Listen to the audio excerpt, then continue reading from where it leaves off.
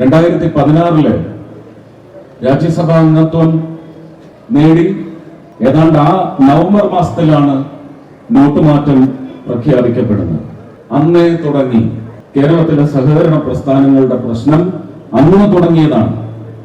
അന്ന് ഇത് ഒത്തുതീർക്കാൻ വേണ്ടി ശ്രീ അരുൺ ജെയ്റ്റ്ലിയുടെ, അന്നത്തെ ഫിനാൻസ് മിനിസ്റ്ററായിരുന്ന സ്വർഗീയനായ ശ്രീ അരുൺ ജെയ്റ്റ്ലിയുടെ മുറിയിൽ പ്രധാനമന്ത്രി നിർദ്ദേശിച്ചതനുസരിച്ച് ശ്രീ പിണറായി വിജയനും അദ്ദേഹത്തിന്റെ ഒരു സംഘം, ശ്രീ ജോൺ ബ്രിട്ടാസ് ഒക്കെ ഉണ്ടായിരുന്നു. അതൊക്കെ അന്ന് വന്നിടുന്ന രമ്യതയിൽ പരിഹരിക്കാൻ നോക്കിയതാണ്. അന്നും ഞാൻ ആ ഓഫീസിലുണ്ട്.